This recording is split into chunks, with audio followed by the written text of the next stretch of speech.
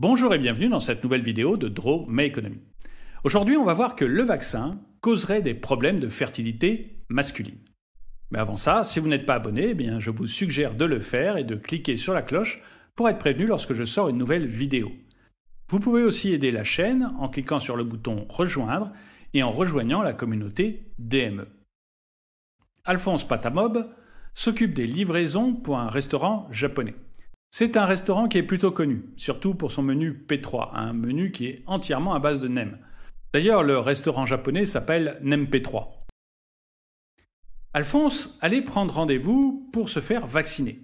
Mais il a lu sur Twitter de nombreux messages concernant l'impact des vaccins contre le Covid-19 sur la sexualité masculine et la fertilité des hommes.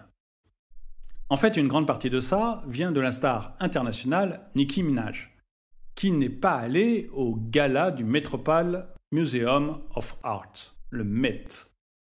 Et elle n'y est pas allée parce qu'il fallait se faire vacciner pour pouvoir rentrer. Et elle a refusé de se vacciner contre le Covid-19. Du coup, ça a beaucoup agité les réseaux sociaux. Alors d'abord, elle s'est expliquée sur son compte Twitter, et c'est quand même un compte qui a presque 23 millions d'abonnés. Elle dit qu'elle veut prendre le temps nécessaire à la réflexion et faire ses recherches avant de prendre la décision de se vacciner ou non. Et c'est finalement pour ça qu'elle n'est pas allée au gala du Met. Mais dans la suite de ses échanges sur Twitter, elle parle aussi d'un ami de son cousin. En fait, elle dit que son cousin à Trinidad ne veut pas se faire vacciner parce qu'il a un ami qui a eu le vaccin et qui est devenu impuissant. Et ses testicules ont même enflé. Cet ami était à quelques semaines de se marier et sa fiancée, en voyant ça, a annulé le mariage. Ceci dit, vous n'êtes pas obligé de montrer vos testicules à votre fiancé. Alors, Nicki Minaj n'est pas totalement contre le vaccin. Suite à ses messages sur Twitter, il y a un internaute qui l'a interpellé en lui disant qu'il s'était déjà fait vacciner une fois, qu'il était grosso modo obligé de se vacciner pour trouver du travail, mais que depuis ce message sur la stérilité, il n'était pas sûr d'aller se faire vacciner. Et à ce moment-là, Nicki Minaj lui a répondu qu'il valait quand même mieux aller se faire vacciner et trouver un emploi. Et qu'elle-même pensait qu'elle allait être obligée de se faire vacciner pour pouvoir partir en tournée. Mais ça a apporté plutôt de la confusion dans la tête d'Alphonse. Et rempli de ses soucis, Alphonse part livrer ses sushis. Il part en moto. Nem, nem. Et là, c'est l'accident. Profitant de son repos forcé à l'hôpital, Alphonse interroge les médecins qui l'entourent. Il est surtout très inquiet pour cette histoire de testicules qui enflent et d'impuissance liée au vaccin. Et les médecins, grosso modo, le rassurent. C'est pas parce qu'il y a un problème de santé qui arrive 1 ou 2 jours après le vaccin qu'il est forcément lié au vaccin. Après tout, Alphonse aurait très bien pu avoir son accident de moto le lendemain de sa vaccination et on n'aurait certainement pas dit que son accident de moto était lié au vaccin. On ne peut donc pas dire qu'il y a un lien de cause à effet obligatoire entre la vaccination du malheureux fiancé et ses testicules qui gonflent. En fait, pour savoir s'il y a un lien, il faut que l'Agence nationale de sécurité du médicament, l'ANSM, regarde si ce genre de choses arrive dans de nombreux cas. S'il y a beaucoup de cas où des hommes qui ont été vaccinés se retrouvent stériles ou ont les testicules qui enflent, alors on pourra faire un lien de cause à effet. Et c'est d'ailleurs tout l'enjeu de ce qu'on appelle la pharmacovigilance.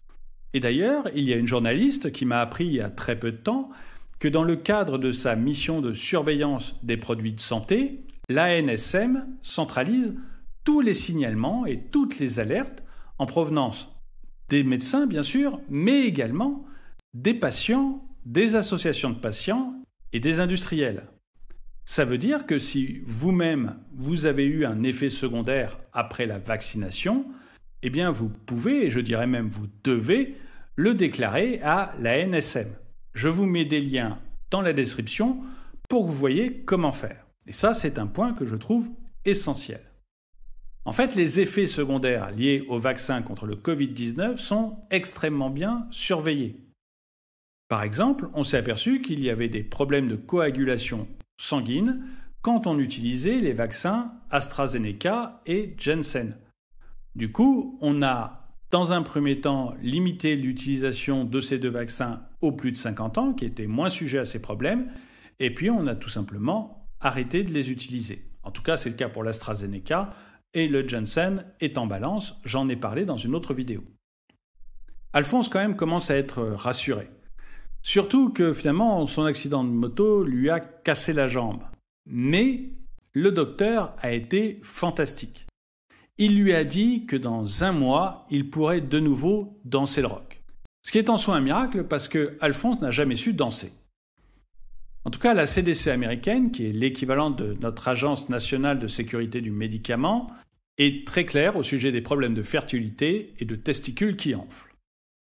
Pour elle, il n'y a aucune preuve qui montre que les vaccins, y compris les vaccins contre le Covid-19, causent des problèmes de fertilité masculine.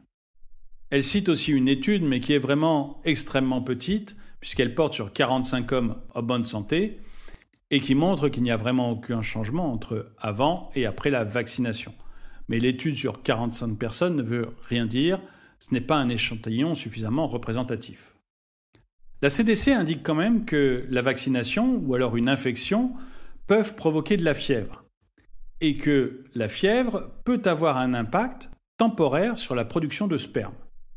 Donc il pourrait y avoir un effet secondaire de la vaccination contre le Covid-19 qui serait une perte de fertilité mais extrêmement temporaire. Mais vous, qu'est-ce que vous en pensez ? Est-ce que vous aviez déjà entendu parler de ces problèmes de fertilité féminine ou masculine ? Est-ce que vous avez des témoignages là-dessus ? Dites-le moi dans les commentaires. Et le proverbe du jour. Qui boit sans soif, vomira sans effort. Merci d'avoir regardé cette vidéo, mettez-lui un pouce vers le haut, commentez-la, partagez-la.